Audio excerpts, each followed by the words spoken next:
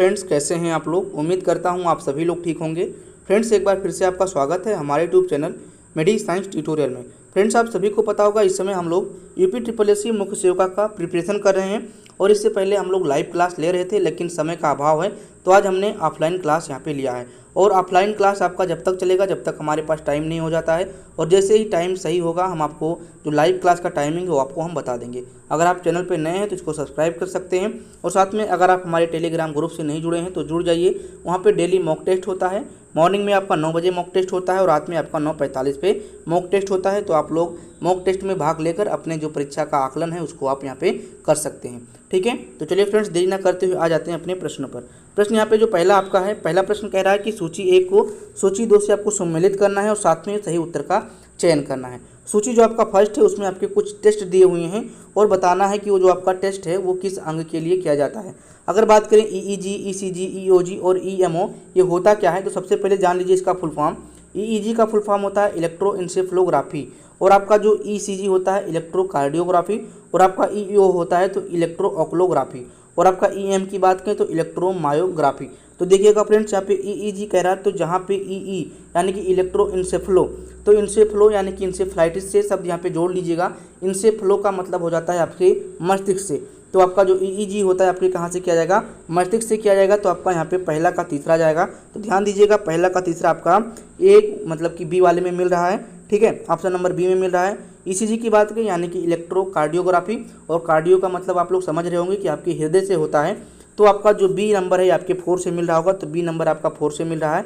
और अगर बात करें EOG, तो ओ का जहाँ पे जो मतलब होता है ऑक्लो का होता है, और ऑक्लो का मतलब आपकी आंख से रिलेट हो जाता है, तो आपका जो सी नंबर है वो आपके 2 से मिल रहा होगा, तो सी नंबर यहाँ पे 2 से मिल रहा है। और अगर EMG की बात करें तो एम का मतलब होता है यहाँ पे इलेक्ट्रोमायोग्राफी, यानी कि मायो का मतलब आपके मसल्स से हो जाता है, तो आपका जो डी नंबर है वो आपके फर्स्ट से जुड़ जाएगा। ठीक है, तो ऑप्शन नंबर यहाँ पे वो आपका कौन सा सही जाएगा, आपका बी वाला सही जाएगा। ठीक है, तो पहले का जो सही आंसर होगा आपका यहाँ पे बी वाला सही जाएगा। ठीक है, चलो फ्रेंड्स, आ जाते हैं अपने अगले प्रश्न पे। अगला प्रश्न यहाँ पे हमारा सेकंड नंबर का है, और सेकंड नंबर का प्रश्न कह रहा है कि निम्न में से कौन सा प्रोटीन दूध में पाई जाती है, यानी कि इनमें से जितने भी प्रोटीन दिए हैं उनमें से कौन सा आपके दूध में पाया जाता है। तो पहला जो ऑप्शन है आपका एग्लूटिन है, केसिन है, मायोसिन है और आपका हीमोग्लोबिन है।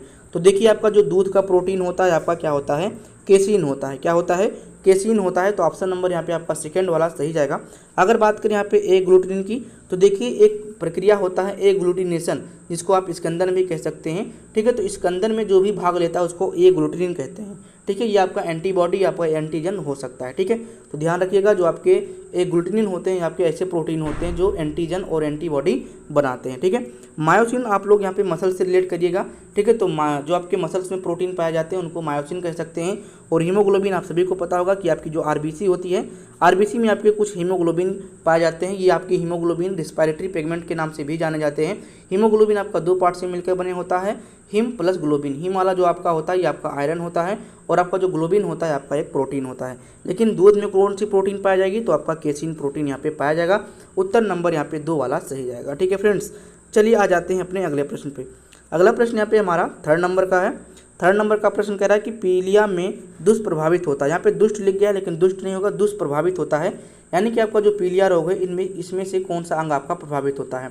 ऑप्शन आपका अग्नाशय है, आमाशय है, यकृत है और आपका छोटी आंत है। तो देखिए जो आपका पीलिया होता है, अगर पीलिया के लक्षण की बात किया जाए तो इसमें आपकी जो आँख होती हैं, आँख की जो पुतलियाँ होती हैं पीली पड़ जाती हैं।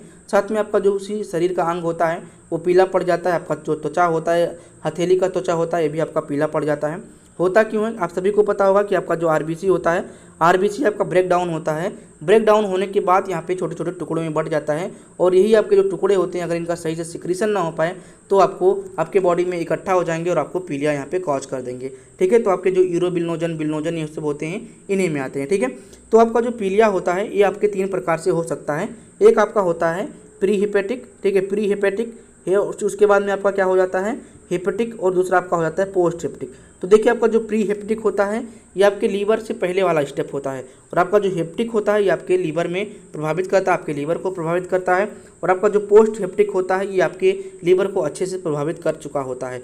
तो आपका जो यहाँ पे अंग प्रभावित होगा किसी ना किसी तरह से, आपके यकृत यानी कि लीवर प्रभावित होगा। तो ऑप्शन नंबर यहाँ पे आपका सी वाला सही जाएगा। ध्यान रखिएगा, अग्नाशय अगर बात किया जाए तो अग्नाशय में आपका यहाँ पे जो आपके लैंगरहैंस की द्वीपकाएँ होती हैं इनमें आपका इंसुलिन पाया जाता है, इंसुलिन हार्मोन पाया जाता है, जो आपके कार्बोहाइड्रेट के पाचन में मदद करता है।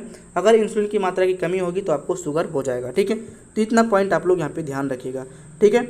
चलिए आ जाते हैं अपने अगले प्रश्न पे। अगला प्रश्न यहाँ पे हमारा 4 नंबर का फ्रेंड्स, 4 नंबर का प्रश्न कह रहा है कि रुधिर में श्वेत रक्त कणिकाओं की अत्यधिक मात्रा में उपस्थिति रोग विज्ञान किस भाषा में कहते हैं। प्रश्न का कहने का मतलब ये है कि आपका जो रुधिर होता है, ठीक है, रुधिर में अगर कोई WBC की पार्टिकल हैं, ये इंक्रीज हो रही है, इनका मात्रा अधिक हो रहा है, तो इसको हम किस नाम से जान सकते हैं। तो जो ऑप्शन आपके दिए हुए हैं, एनोक्सिया दिया हुआ है, ल्यूकेमिया दिया हुआ है, एनीमिया दिया हुआ है, आपका सेप्टिसीमिया दिया हुआ है। तो देखिए, जब भी आपके WBC की मात्रा आपके ब्लड में अधिक हो जाती है तो उसको हम क्या कहते हैं, ल्यूकेमिया कहते हैं। ल्यूकेमिया क्यों कहते हैं, ध्यान दीजिएगा। आपका जो WBC होता है इसका एक नाम होता है, क्या होता है, ल्यूकोसाइट। क्या होता है भैया, ल्यूकोसाइट होता है। तो बच्चे, ल्यूकोसाइट की जब मात्रा अधिक हो जाएगी तो क्या कहेंगे, उसको ल्यूकेमिया कंसीडर करते हैं, और ये आपके ब्लड का एक प्रकार का कैंसर का स्टेज होता है, ठीक है। एनीमिया क्या होता है, तो आप सभी को पता होगा, जब आपके बॉडी में RBC की कमी या फिर आपकी हीमोग्लोबिन की कमी या फिर आपका जो ऑक्सीजन का लेन देन है इसकी कमी होती है तो आपको क्या हो जाता है, एनीमिया हो जाता है। इसको हमने अच्छे से एक थ्योरी लेक्चर में समझाया हुआ है। जितने लोग भी इस लेक्चर को नहीं लिए हैं, लेक्चर का लिंक हम डिस्क्रिप्शन बॉक्स में दे रहे हैं, उसको आप लोग ले लीजिएगा, ठीक है। तो आपको यहाँ पर समझ में आ गया होगा कि ल्यूकेमिया क्या होता है। जब आपके WBC की मात्रा बढ़ जाती है तो उसको हम एक टर्म नाम देते हैं ल्यूकेमिया, ठीक है। अगर बात करें सेप्टिसीमिया की फ्रेंड, तो सेप्टिसीमिया का मतलब यहाँ पे होता है कि आपका बॉडी जो होता है, बॉडी में अगर कोई भी फॉरेन पार्टिकल यानी कि आपके जो भी संक्रामक कारक जो होते हैं, जैसे जीवाणु विषाणु हैं, आपके बॉडी में आते हैं और स्ट्रीमिंग के साथ यानी कि आपके ब्लड में बहते हैं, तो कभी कभी आपकी जो इम्यून सिस्टम होती है वो कुछ ज़्यादा ही रिस्पॉन्स कर देती है। यानी कि इन जो फॉरेन पार्टिकल्स हैं इनको मारने के लिए कुछ ज़्यादा ही अपना मदद करती है, बहुत ही मेहनत करती है। तो इन केस में आपका क्या होता है कि आपके जो सेल्स होते हैं खुद के डिस्ट्रॉय होने लगते हैं, तो इसको क्या कहते हैं, सेप्टिसीमिया कहते हैं, ठीक है। ये बात आप लोग ध्यान रखिएगा, ठीक है। कई दिन हो गया हम लोगों ने यहाँ पे ऑफलाइन क्लास नहीं लिया है, तो थोड़ा सा दिक्कत हो सकता है, ठीक है, हमारे बातचीत करने के तरीके में, लेकिन हमने प्रयास पूरा किया है कि हम आपको अच्छे से समझा पाएँ, ठीक है। चलिए आ जाते हैं अपने अगले प्रश्न पे। अगला प्रश्न यहाँ पे हमारा 5 नंबर का है फ्रेंड्स। 5 नंबर का प्रश्न कह रहा है कि चिकित्सक परामर्श देते हैं कि हमें भोजन वनस्पति घी की अपेक्षा तेल में बनाना चाहिए, क्योंकि यानी कि जो आपके डॉक्टर्स होते हैं वो ये सलाह देते हैं कि आपका जो वनस्पति घी होता है उसमें आप लोग अपना भोजन पकाइए, ना कि, ठीक है, अपने जो भी घी वो होते हैं इनमें पकाइए, ठीक है। तो घी, ठीक है, वनस्पति घी की अपेक्षा तेल में बनाएं, ठीक है। वनस्पति जो घी होता है उसकी अपेक्षा आप किस में बनाएं, आपके तेल में बनाएं, ये कहने का मतलब है, ठीक है। तो ये क्यों कहते हैं डॉक्टर, देखिए, तेल में असंतृप्त वसाएं ज़्यादा होती हैं, या फिर आपके तेल में संतृप्त वसाएं ज़्यादा होती हैं, या फिर आपके तेल का संग्रह आसान होता है, या फिर तेल सस्ता होता है। क्या कारण हो सकता है कि आपके जो डॉक्टर्स हैं ये आपको जो आपकी अपेक्षा यानी कि वनस्पति जो तेल है उसको प्रेफर करते हैं कि उसको आप लोग खाइए। तो इसका फ्रेंड्स सही आंसर जो आपका जाएगा वो जाएगा कि ये तेल क्या होते हैं, असंतृप्त वसाएं होती हैं। और जो आपकी असंतृप्त वसाएं होती हैं ये आपको ज़्यादा नुकसान नहीं करती हैं आपके संतृप्त वसाओं की अपेक्षा में। तो आपको ज़्यादातर आपके संतृप्त वसाएं को खाना चाहिए, ये आपको ज़्यादा नुकसान नहीं करती हैं, ठीक है। और जो आपकी संतृप्त वसाएं होती हैं आपको बहुत ज़्यादा ही नुकसान करती हैं, ठीक है। चलिए फ्रेंड्स आ जाते हैं अपने अगले प्रश्न पे। अगला प्रश्न यहाँ पे हमारा 6 नंबर का है। 6 नंबर का प्रश्न कह रहा है कि कोलेस्ट्रॉल क्या है, ठीक है। कोलेस्ट्रॉल है प्रोहरिम का प्रकार, यानी कि आपका जो क्लोरोफिल होता है उसका प्रकार है, क्लोरोफॉर्म का प्रकार है, या फिर जंतु वसाओं में उपस्थित वसीय अल्कोहल है, या फिर क्रोमियम लवण है। तो देखिए, इसका जो सही आंसर आपका जाएगा यहाँ पे क्या जाएगा, जंतु वसा में उपस्थित वसीय अल्कोहल जो आपका होता है आपका क्या होता है, कोलेस्ट्रॉल होता है। और जब आपके बॉडी में आपकी ज़्यादा कोलेस्ट्रॉल हो जाता है तो आपकी जो नसें होती हैं, नसें आपकी ब्लॉकेज होने लगती हैं और आपको ब्लड की जो फ्लो है वो सही से नहीं हो पाता है। इस केस में आपको हार्ट अटैक आने का चांस ज़्यादा हो जाता है, ठीक है। और ज़्यादातर जो आपके हार्ट अटैक होते हैं इन्हीं वजह से आते हैं। चलिए आ जाते हैं अपने अगले प्रश्न पे। अगला प्रश्न यहाँ पे 7 नंबर का, इसमें थोड़ा सा गड़बड़ी हो गया है। आहार में मुख्य उपयोग है, ठीक है। अब लड़का हो गया है, ठीक है, तो लड़का का मतलब समझ में नहीं आ रहा, लेकिन देख लेते हैं इसका सही आंसर क्या जाएगा, ठीक है। इसका जो करेक्शन है आपको टेलीग्राम पे दे देंगे कि इसमें क्या होना चाहिए था, ठीक है। PDF आपका तैयार हो गया है तो अब इसको करेक्शन नहीं किया जा सकता है, लेकिन हम आपको बता देंगे, ठीक है। जल में भोजन क्ले कणों की विलेयता को बढ़ाना, भोजन में पाचन के लिए अपेक्षित हाइड्रोक्लोरिक अम्ल लघु मात्रा में पैदा करना, पकाने की क्रिया को सरल बनाना, या फिर आपका भोजन का स्वाद बनाना। तो 7 नंबर का जो सही आंसर यहाँ पे जाएगा, ठीक है, भोजन के पाचन के लिए अपेक्षाकृत हाइड्रोक्लोरिक अम्ल लघु मात्रा में पैदा करना, इसीलिए आपके आहार में इसका उपयोग किया जाता है। अब ये चीज़ क्या है इसको हम आपको क्लियर कर देंगे, ठीक है फ्रेंड्स।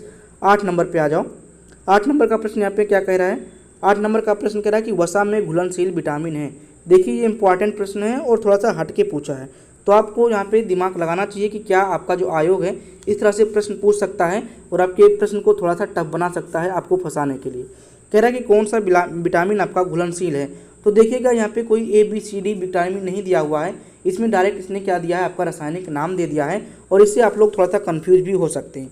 लेकिन चलिए हम आपको समझाने की पूरा प्रयास करेंगे और समझ भी आप जाएंगे और शायद आपका ये गलत दोबारा ना हो। ठीक है, तो देखिएगा फ्रेंड्स यहाँ पे दिया हुआ है टोकोफेरॉल, नियासिन और साइनोकोबालामिन। ठीक है, दूसरा आपका ऑप्शन दिया है calciferol, carotene, tocopherol, ascorbic acid, calciferol और आपका राइबोफ्लेविन, थायमिन, कैरोटीन और आपका बायोटिन। तो आपको यहाँ पे बताना है कौन सा ये आपका वसा में घुलनशील विटामिन है।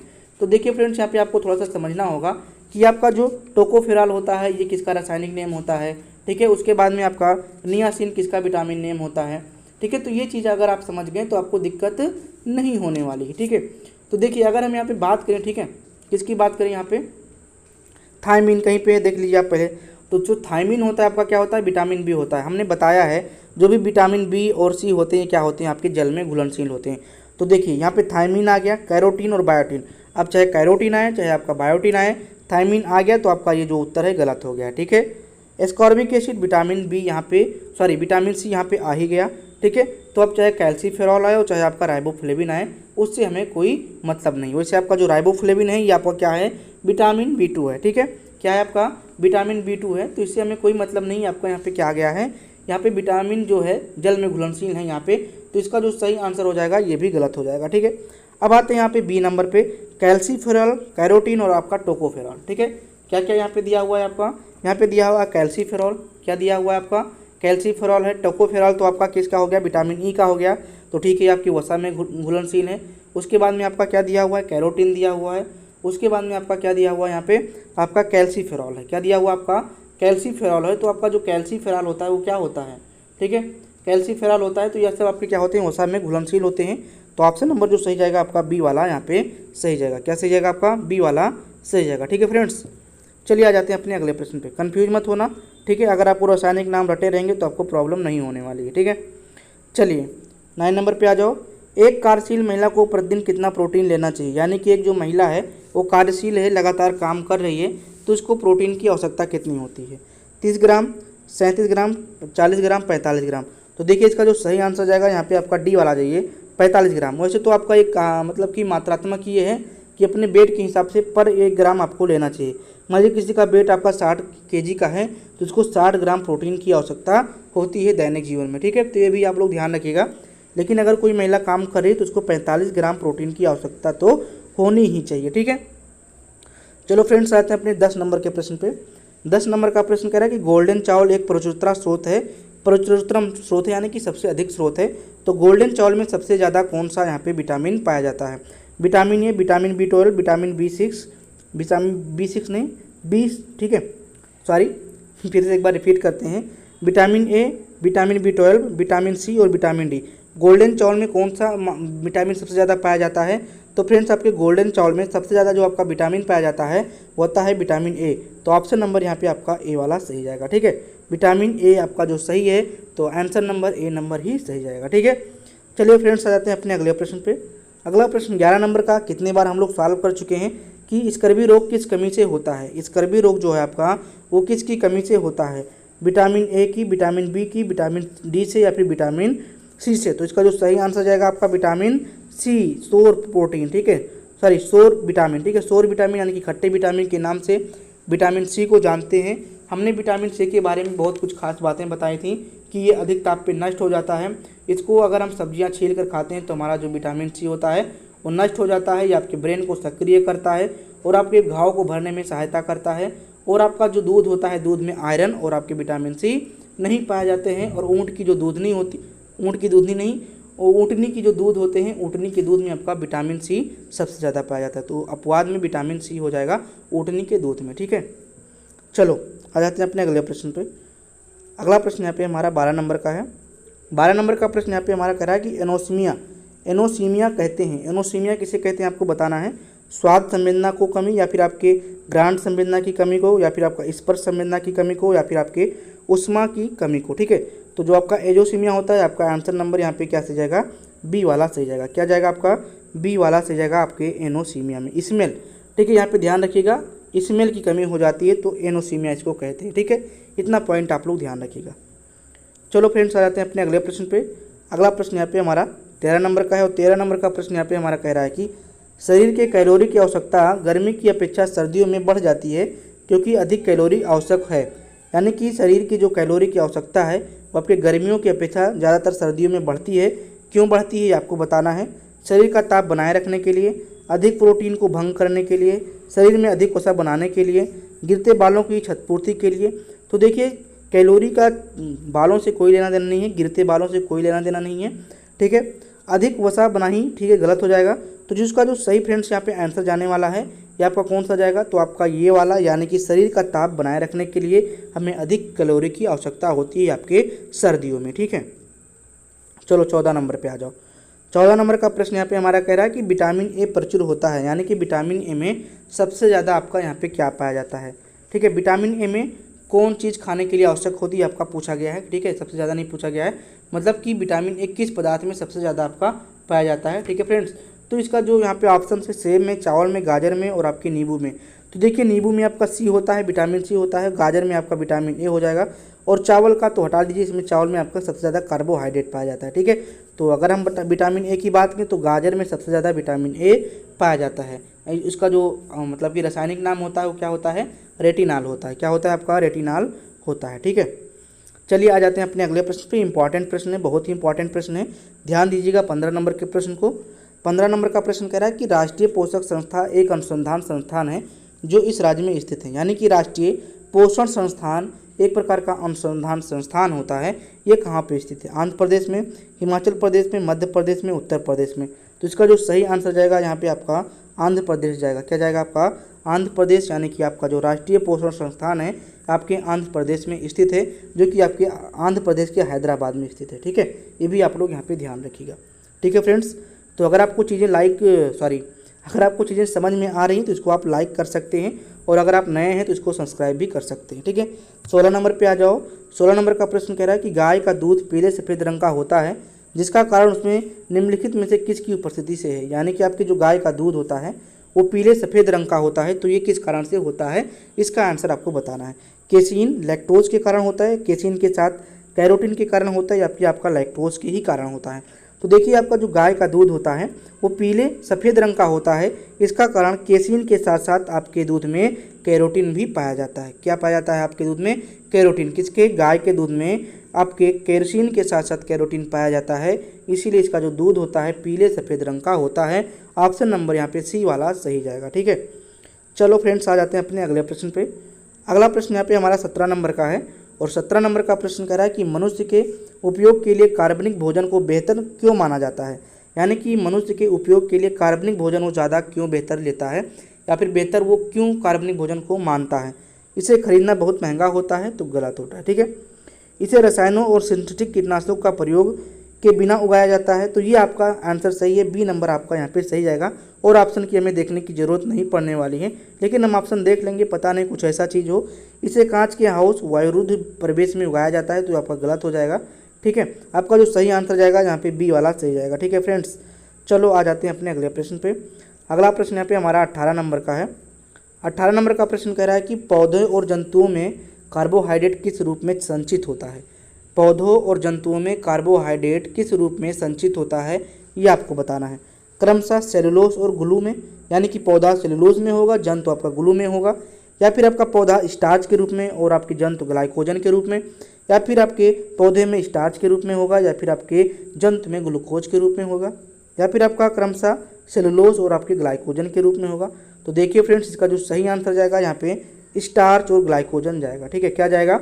पौधे में जो आपका कार्बोहाइड्रेट स्टोर होगा आपकी स्टार्च के रूप में, और ग्लाइकोजन आपका जंतुओं में कार्बोहाइड्रेट के रूप में स्टोर होता है, जो कि आपके लीवर और आपके मसल्स में स्टोर होता है। मसल्स में ज़्यादा परसेंट पाया जाता है आपके ग्लाइकोजन, और लीवर में थोड़ा सा कम परसेंट में पाया जाता है।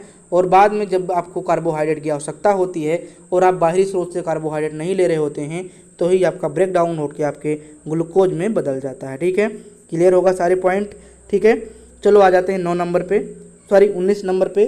19 नंबर का प्रश्न कह रहा है कि दिल का दौरा किस कारण से होता है। यानी कि आपका जो दिल का दौरा होता है ये किस कारण से हो सकता है? हृदय पर जीवाणु का हमला, हृदय गति का रुक जाना, हृदय में रक्त पूर्ति या फिर आपूर्ति की कमी, अज्ञात कारणों से हृदय में बाधा आना। तो देखिए इसका जो सही आंसर जाएगा आपका आएगा सी वाला। देखिए कोई भी जो भी आपका हृदय है, हृदय में जीवाणु का जो संक्रमण होता है ये बहुत कम होता है, ठीक है, बहुत कम ही चांस होता है कि ऐसा हो जाए। अगर आपके पूरे बॉडी में जीवाणु का संक्रमण हो गया है तब जाके कहीं आपके हृदय को ये इन्फेक्टेड कर सकता है। और अगर बात करें हृदय का गति क्यों रुक जाता है, गति ही रुकना तो हमारा क्या होता है, दिल का दौरा पड़ना होता है, ठीक है, समझ लो ना। गति का रुकना तो आपका हार्ट अटैक आ जाता है एक तरह से, दिल का तो दौरा जो पड़ता है, ठीक है, समझिएगा हम बात क्या कहना चाह रहे हैं। देखिए फ्रेंड्स, आपका जो पंपिंग होता है, ठीक है, हृदय आपका पंपिंग का काम करता है। और पंप कब ज़्यादा करेगा, जब आपके बॉडी में ब्लड की मात्रा कम होगी तो वो आपके टिश्यू में सबसे ज़्यादा तेज़ी से आपका ब्लड यहाँ पे पहुँचाना चाहेगा, तो बहुत तेज़ी से पंप करेगा, तो इसी को कहते हैं दिल का दौरा पड़ना, ठीक है। और आपका जो हार्ट अटैक होता है इसमें क्या होता है, रुक जाता है आपका हृदय, ठीक है। तो ये पॉइंट आप लोग ध्यान रखिएगा, ठीक। तो आपका जो रक्त का आपूर्ति करने के लिए आपका जो दिल है वो बहुत तेज़ से क्या होता है, धड़कता है, ताकि वो जल्दी जल्दी ब्लड को अपने टिश्यू लेवल तक पहुंचा सके और आपके शरीर को स्वस्थ रख सके। लेकिन ऐसा नहीं हो पाता है। आप स्वस्थ कहाँ रहते हैं, जब आपके बॉडी में ब्लड की कमी होगी तो आपको बहुत सारे यहाँ पे कॉम्प्लिकेशन देखने को मिल सकते हैं। चलिए आ जाते हैं अपने अगले प्रश्न पे। अगला प्रश्न यहाँ पे हमारा 20 नंबर का है फ्रेंड्स। 20 नंबर का प्रश्न कह रहा है कि आयोडीन की कमी से क्या कारण हो सकता है। यह इस तरह से आप कह सकते हो कि आयोडीन की कमी से कौन सा रोग होता है, ठीक है। अटुक अक्रियता, घेंघा, मिजेट या फिर आपका मधुमेह। तो सही आंसर जो आपका यहाँ पे 20 नंबर का जाएगा ये आपका घेंघा सही जाएगा। आयोडीन की कमी से आपका घेंघा वाला रोग हो जाता है फ्रेंड्स। और घेंघा आपके जो होता है आपके गले में क्या होता है, गले में एक तरह से सूजन की काम करता है, ठीक है, सूज जाएगा तो आपका घेंघा दिखाई देगा, ठीक है, मतलब घेंघा नहीं दिखाई देगा, घेंघा का एक लक्षण दिखाई देगा, ठीक है। मधुमेह आप सभी को पता हो गया होगा, जो आपका इंसुलिन होता है जो आपके पैंक्रियाज में एक हार्मोन के रूप में पाया जाता है। अगर इसकी कमी होती है तो हमारे बॉडी में जो कार्बोहाइड्रेट का पाचन होता है वो सही से नहीं हो पाता है, तो आपका ये मधुमेह में परिवर्तित हो जाता है और एक प्रकार का इसको हम बीमारी कहते हैं, जिसे हम अंग्रेजी में शुगर के नाम से जानते हैं। एक प्रश्न और आ सकता है कि शुगर के लिए आप कौन सा टेस्ट करेंगे, तो आप रैंडम ब्लड शुगर यानी कि random blood RBS normally test करते हैं और आपके मुख्य सेवका एग्जाम में इससे ज़्यादा टफ क्वेश्चन नहीं आने वाला है मधुमेह से, ठीक है, ध्यान रखिएगा एक बात, ठीक है। चलो आ जाते हैं अपने अगले प्रश्न पे। अगला प्रश्न यहाँ पे हमारा 21 नंबर का है। 21 नंबर का प्रश्न कह रहा है कि अधिक पौष्टिक भोजन की आवश्यकता किन परिस्थितियों में होती है। यानी कि आपका जो अधिक न्यूट्रिशन वाला फूड होता है वो किस परिस्थिति में आपको ज़्यादा लेनी चाहिए। गर्भवती महिलाओं को, कठोर परिश्रम करने वालों को, वृद्धि कर रहे बच्चों को, या फिर आपका उपयुक्त सभी। तो इसका जो सही आंसर होगा आप सभी को पता हो गया होगा, उपयुक्त सभी। यानी कि जो पौष्टिक भोजन होता है वैसे तो सभी लोगों को नॉर्मली लेना चाहिए, लेकिन जो सबसे ज़्यादा आवश्यकता होता है वो आपके गर्भवती महिलाओं को, क्योंकि उसमें जो बेबी होता है वो भी पल रहा होता है, तो उसको भी पौष्टिक आहार चाहिए होता है। और माँ भी बहुत सारा वहाँ पे मतलब कि फंक्शन कर रही होती है उसका पूरा बॉडी, तो उसको भी जो होता है पोषण आहार की आवश्यकता होती है, ठीक है। कठोर जो परिश्रम करते हैं, ठीक है, तो उनको भी आपका जो पौष्टिक आहार होता है उनकी आवश्यकता होती है। और जो वृद्धि कर रहे यानी कि जो बढ़ रहे बच्चे होते हैं उनको भी पौष्टिक आहार की आवश्यकता होती है। जितने भी मिनरल्स होते हैं उनकी मात्रा अच्छी से होनी चाहिए, जितने विटामिन हैं उनकी मात्रा अच्छे से होनी चाहिए, जितना बच्चे के लिए रिक्वायर होता है, तभी वो अच्छे से अपना वृद्धि कर पाते हैं और उनकी जो हाइट होती है, उनका जो बुद्धि का विकास होता है उसी तरह से हो पाता है, ठीक है। चलो आ जाते हैं अपने अगले प्रश्न पे। अगला प्रश्न यहाँ पे हमारा 22 नंबर का है और 22 नंबर का प्रश्न कह रहा है कि एक वयस्क के लिए आवश्यक वसा है। यानी कि आपका कोई वयस्क है, बड़ा हो चुका है, एडल्ट है, तो उसको वसा की कितनी आवश्यकता होती है, 20 ग्राम की, 40 ग्राम की, 10 ग्राम की, या फिर आपके 50 ग्राम की। तो इसका जो भैया सही आंसर आपका जाएगा वो आपका यहाँ पे जाएगा कौन सा, ये आपका 20 ग्राम जाएगा। तो ऑप्शन नंबर यहाँ पे ए वाला जाएगा। यानी कि एक वयस्क को, एक एडल्ट को वसा की जो मात्रा होती है वो 20 ग्राम होती है, ठीक है। तो ये आप लोग यहाँ पे ध्यान रखिएगा, ठीक है। चलिए फ्रेंड्स आते हैं अपने अगले प्रश्न पे। अगला प्रश्न यहाँ पे 23 नंबर का है और 23 नंबर का प्रश्न यहाँ पे कह रहा है कि शैशवा अवस्था में सर्वाधिक आवश्यकता होती है। यानी कि आपका जो शैशवा अवस्था होता है इसमें किसकी आवश्यकता सबसे ज़्यादा होती है, किस प्रकार के पोषक तत्व की आवश्यकता सबसे ज़्यादा होती है। प्रोटीन की होती है, या फिर आपकी वसा की होती है, कार्बोहाइड्रेट की होती है, या फिर आपका उपयुक्त सभी। तो देखिए आपका जो शैशवा अवस्था हो चाहे आपका बाल्यावस्था हो, इनमें सभी का जो आपके पोषक तत्व होते हैं उनकी आवश्यकता होती है। तो ऑप्शन नंबर यहाँ पे आपका डी वाला सही जाएगा, उपयुक्त सभी, ठीक है। चलो आ जाते हैं अपने अगले प्रश्न पे। अगला प्रश्न यहाँ पे हमारा 24 नंबर का है और 24 नंबर का प्रश्न कह रहा है कि नपुंसकता में उपयोगी विटामिन है, यानी कि आपका जो नपुंसकता बीमारी होती है इसमें कौन से विटामिन उपयोगी होता है, किस विटामिन को हम लेकर इस कमी को हम रोक सकते हैं। तो देखिए जो विटामिन ई होती है, विटामिन ई की कमी से 2 प्रकार के रोग हो जाते हैं। अगर मेल की बात करें तो मेल में आपका स्टेरिलिटी बीमारी हो जाती है और फीमेल में आपका क्या हो जाता है, इनफर्टिलिटी बीमारी हो जाती है। इनफर्टिलिटी को हम हिंदी में बांझपन रोग कहते हैं और आपके जो स्टेरिलिटी होता है इसको हम नपुंसकता कहते हैं। तो आपका विटामिन ई की कमी से होता है। ऑप्शन नंबर यहाँ पे आपका ई वाला सही जाएगा, ठीक है। और इसका जो रासायनिक नाम होता है आपका टोकोफेराल होता है। क्या होता है, टोकोफेराल होता है। आप लोग यहाँ पे ध्यान में रखिएगा, ठीक है। चलिए फ्रेंड्स, आ जाते हैं अपने अगले प्रश्न पे। अगला प्रश्न यहाँ पे हमारा 25 नंबर का है। 25 नंबर का यहाँ पे प्रश्न कह रहा है कि निम्न में से मनुष्य के लिए उपयोगी पोषक तत्व है, यानी कि मनुष्य के लिए कौन सा पोषक जो तत्व है वो उपयोगी है। जल है, लोह है, आयरन है या फिर आपका ये सभी। तो देखिए आयरन और लोह दोनों एक ही चीज़ होता है। तो इस प्रकार के अगर प्रश्न आते हैं तो उपयुक्त सभी आपका यहाँ पे आंसर सही जाएगा, ठीक है। चलो आ जाओ अपने अगले प्रश्न पे। अगला प्रश्न यहाँ पे 26 नंबर का। 26 नंबर का प्रश्न बहुत ही इंपॉर्टेंट लग रहा है, आपको सोच समझ के इसको करना होगा, ठीक है। 26 नंबर का प्रश्न कह रहा है कि संतुलित आहार को प्रभावित नहीं करते हैं, यानी कि आपका जो संतुलित आहार होता है इसको कौन प्रभावित नहीं करता है। स्वास्थ्य, पर्यावरण, उम्र या फिर क्रियाशीलता या फिर आपका वायु। तो देखिए आपका जो संतुलित आहार होता है बच्चे, इसमें आपका पर्यावरण कोई हस्तक्षेप नहीं करता है, ये प्रभावित नहीं करता है। तो ऑप्शन नंबर यहाँ पे आपका बी वाला सही जाएगा, ठीक है। स्वास्थ्य, उम्र की क्रियाशीलता और जलवायु, ये तीनों आपका क्या करता है, आपके संतुलित भोजन को प्रभावित करता है, ठीक है। चलो आ जाते हैं अपने अगले प्रश्न पे। अगला प्रश्न यहाँ पे हमारा 27 नंबर का है और 27 नंबर का प्रश्न कह रहा है कि धात्री माँ योजना का संबंध है, यानी कि आपकी जो धात्री माँ योजना बनाया गया है ये किससे संबंधित है। अनाथ बालकों की सुविधा से, घरेलू हिंसा से, कामकाजी महिला से या फिर आपका अनौपचारिक शिक्षा से। तो देखिए इसका जो सही आंसर जाएगा आपका ए वाला। धात्री माँ योजना जो है आपके अनाथ बालकों के सुविधा से बनाया गया है, सुविधा के लिए बनाया गया है। तो ऑप्शन नंबर यहाँ पे आपका ए वाला सही जाएगा, ठीक है।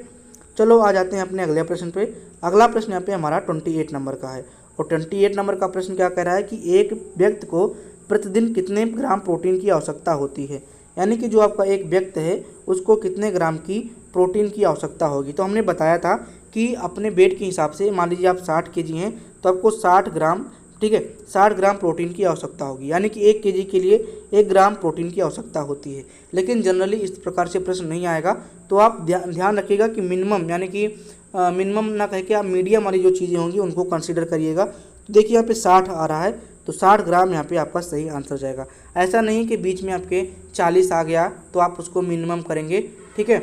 आप यह ध्यान रखिएगा कि 60 और 70 के बीच में आपका प्रोटीन वाला जो लेवल है वो होता है, ठीक है। लेकिन आपके जो जनरली है प्रश्न में आपके 60 पूछा जाता है, तो ऑप्शन नंबर यहाँ पे आपका बी वाला सही जाएगा, ठीक है। चलो 29 नंबर पे आ जाओ। इसमें भी थोड़ा सा कन्फ्यूजन है लेकिन देख लेते हैं। किशोरी बालिका दिवस प्रत्येक आंगनबाड़ी केंद्र में किस दिन मनाया जाता है, यानी कि आपका जो किशोरी बालिका दिवस होता है वो आपके आंगनबाड़ी केंद्र में किस दिन मनाया जाता है। प्रत्येक माह मंगलवार के दूसरे मंगलवार को, प्रत्येक माह मंगलवार के तीसरे मंगलवार को। अब यहाँ पे 2 बार मंगलवार हो गया है, इसको थोड़ा सा कंफर्म करना है कि यहाँ पे माह लिखा था या सेकेंड माह, फर्स्ट माह क्या था, इसके बारे में पता करके हम आपको टेलीग्राम पे प्रोवाइड कर देंगे, ठीक है। लेकिन प्रश्न को यहाँ पे समझाने का मतलब यही था कि आपको ये चीज आपका प्रश्न नहीं समझ में आ जाए, इसका आंसर तो आप कहीं पे भी देख सकते हैं, ठीक है। चलो फ्रेंड्स आ जाते हैं अपने अगले प्रश्न पे। अगला प्रश्न यहाँ पे हमारा 30 नंबर का है और 30 नंबर का प्रश्न कह रहा है कि स्तनपान करने वाली महिला को प्रतिदिन कितने कैल्शियम लेने आवश्यक होते हैं, यानी कि आपका जो एक स्तनपान कराने वाली महिला होती है जो अपने बच्चे को दूध पिला रही होती है, उसको कैल्शियम की कितनी आवश्यकता होती है डेली। 1500 ग्राम, 1250 ग्राम, 500 ग्राम या फिर आपका 1000 ग्राम। तो इसका जो सही यहाँ पे आंसर जाने वाला है ये आपका सी वाला 500 ग्राम, ठीक है। यहाँ पे ध्यान रखिएगा कि आपका जो मात्रक है ग्राम लिखा हुआ है, तो शायद कहीं पे मिलीग्राम तो नहीं, तो इस चीज़ का आप लोग ध्यान रखिएगा, ठीक है। ये आपका शायद मिलीग्राम ही होगा फ्रेंड्स, ठीक है। ये आप लोग यहाँ पे थोड़ा सा ध्यान रखिएगा, ठीक है। ध्यान क्या रखना है एक बार देख लीजिएगा, इसको हम पहले करा चुके हैं, ठीक है। और आप कमेंट के माध्यम से भी बता सकते हैं मिलीग्राम होगा या फिर ग्राम होगा, ठीक है। वैसे मेरे हिसाब से देखा जाए तो आपका वो 500 मिलीग्राम होगा, ठीक है। अगर बात करें यहाँ पे निम्न में से कौन से आयु को संक्रमण के प्रति सबसे ज़्यादा संवेदनशील माना जाता है, यानी कि जो आपकी संक्रमण बीमारियाँ होती हैं जिसमें आपके वायरस, बैक्टीरिया, फंगस, ठीक है, ये सब काज कर जाते हैं, तो कौन सा उम्र होता है। बुढ़ापा का, वायु का, ठीक है, युवा का, वायु नहीं, युवा का, बच्चा का, शिशु का। तो देखिए जो संक्रमण का एज माना जाता है वो आपके शिशु में माना जाता है, क्योंकि उस समय ज़्यादा संवेदनशील आपके शिशु होते हैं। तो ऑप्शन नंबर यहाँ पे आपका डी वाला सही जाएगा। क्यों ऐसा हम कह रहे हैं? क्योंकि जब भी संक्रमण होता है तो उसके प्रति हमारा जो इम्यून सिस्टम है वो रिस्पॉन्स करता है, और नए नए जब बॉडी होती है तो उनमें इम्यून सिस्टम सारे के सारे डेवलप नहीं हो पाते हैं। लेकिन अगर मतलब कि हमारा जो शरीर है वो बढ़ता जाता है और एक ऐसा स्टेज आता है जिसमें हम बूढ़े हो जाते हैं, तो हमारे जितने भी इम्यून सिस्टम होते हैं वो रिस्पॉन्स कर चुके होते हैं, तो कहीं ना कहीं वो फाइट करने में मदद करते हैं। ठीक है, चलिए ठीक है, मान लीजिए आपके पास कम पावर है लेकिन है तो लड़ तो रहे हो, लेकिन जब कहीं पे कोई चीज़ बनी ही नहीं है, पावर ही नहीं है, तो आप किससे लड़ोगे? तो इसके लिए इसका जो सही आंसर होगा आपका शिशु वाला सही जाएगा। ठीक है बच्चे, चलो आ जाते हैं अपने अगले प्रश्न पे। अगला प्रश्न यहाँ पे हमारा 32 नंबर का है, और 32 नंबर का प्रश्न कह रहा है कि माँ के दूध में पाया जाने वाला विशिष्ट पदार्थ जो बच्चे की आँखों में लैक्टोबैसिलस बाइसिड, ठीक है, यहाँ पे आँख हो गया है तो हम आपको बताते हैं, यहाँ पे आपका आँत होगा। माँ के दूध में पाया जाने वाला विशिष्ट पदार्थ जो बच्चों के आंत में लैक्टोबैसिलस बाइफिडस बैक्टीरिया की वृद्धि को प्रेरित करता है, वो कौन सा यहाँ पे पदार्थ होता है? देखिए हमने आपको पहले ही बताया था कि आपके जो आंत होते हैं, आंत में कुछ स्पेशल बैक्टीरिया होते हैं, ठीक है, वो आपके आंत के लिए बहुत ही हेल्पफुल होते हैं, बहुत ही डाइजेशन में अच्छा मदद करते हैं, तो आपके लैक्टोबैसिलस वाले बैक्टीरिया ही होते हैं। ठीक है, तो माँ के दूध में भी एक ऐसा विशिष्ट पदार्थ पाया जाता है जो इस बैक्टीरिया को डेवलप करने में मदद करता है। तो कौन सा पदार्थ होता है, चलिए हम लोग देख लेते हैं। मियोकोनियम, ठीक है, मियोकोनियम, या फिर आपका बेसिडस कारक, या फिर आपका बीफिडस, ठीक है, बीफिडस, ठीक है, हमने बताया था एक दवा बीजी लैक, ठीक है, तो बीजी लैक आपका बीफिडस से आप यहाँ पे रिलेट कर सकते हैं, बीफिडस के कारक, ठीक है, कोलेस्ट्रम या फिर इनमें से कोई नहीं। तो देखिए इसका जो सही आंसर यहाँ पे क्या हो जाएगा, बीफिडस कारक। ठीक है, हमने बताया बैसिलस से आप रिलेट कर सकते हैं, तो आपका यहाँ पे बीफिडस कारक हो जाएगा। ऑप्शन नंबर यहाँ पे बेटा आपका बी वाला सही जाएगा। ठीक है, चलो आ जाते हैं अपने अगले प्रश्न पे। अगला प्रश्न यहाँ पे हमारा 33 नंबर का है, और 33 नंबर का प्रश्न कह रहा है कि अपरा का वजन प्रसव के समय उत्पन्न शिशु के वजन का कौन सा भाग होता है? यानी कि अपरा का जो प्रसव के समय वजन वाला होता है वो शिशु के वजन से कितना यहाँ पे होता है, ये आपको रेशियो बताना है।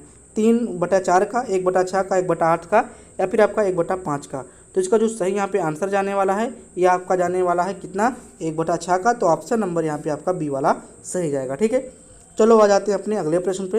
अगला प्रश्न यहाँ पे हमारा 34 नंबर का है, और 34 नंबर का प्रश्न कह रहा है कि स्वास्थ्य सुपोषित माताओं के शिशु का वजन कितना होता है? यानी कि जो आपका माता सुपोषित है, अच्छे से उसको पोषक पदार्थ मिला हुआ है, तो जाहिर सी बात है उसके बच्चे को भी पोषक पदार्थ अच्छे से मिला होगा, तो उसका जो डेवलपमेंट है वो अच्छे से हुआ होगा।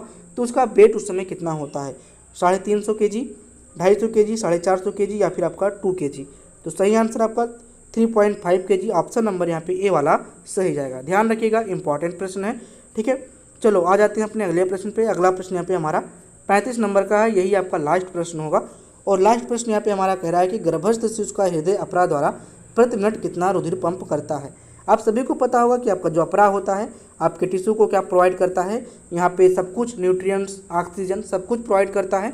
तो इसमें पूछा गया है कि हृदय के द्वारा जो अपरा, ठीक है, आपके शिशु जो होती हैं, ठीक है, गर्भवती शिशु का हृदय अपरा द्वारा प्रति मिनट कितना रुधिर पंप करता है? तो जो आपका शिशु का हृदय होता है अपरा के द्वारा कितना पंप करेगा रुधिर?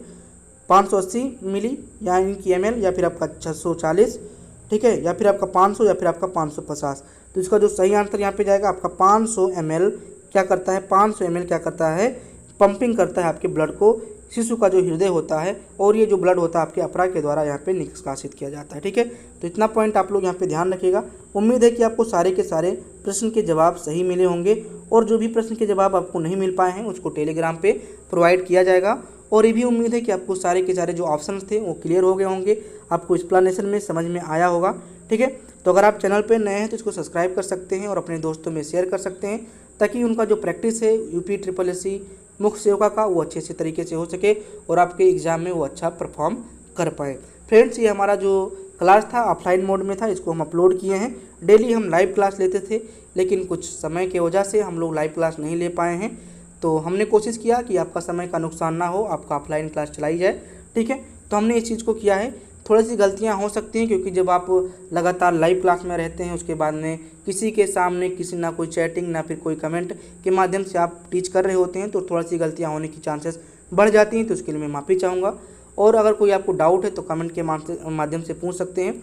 और प्रश्न में भी अगर कोई समस्या है, गलत आंसर हो गया है तो उसको भी आप मेंशन कर सकते हैं, उस पर आपके विचार किया जाएगा। टेलीग्राम का जो चैनल है, ठीक है, चैनल और ग्रुप दोनों ज्वाइन कर लीजिए, आपको फ़ायदा होगा। PDF आपको वहाँ पे मिल जाएगा। और आपका जो मॉक टेस्ट होता है मॉर्निंग में आपका 9 AM पे, और आपका नाइट में आपका कितने बजे 9:45 पे आपका ऑर्गेनाइज किया जाता है। तो आप उसमें भाग लीजिए और अपने परीक्षा को और भी बेहतर बनाइए। थैंक यू, मिलते हैं अपने नेक्स्ट लेक्चर में। तब तक के लिए अपना ख्याल रखिए, पढ़ते रहिए। धन्यवाद।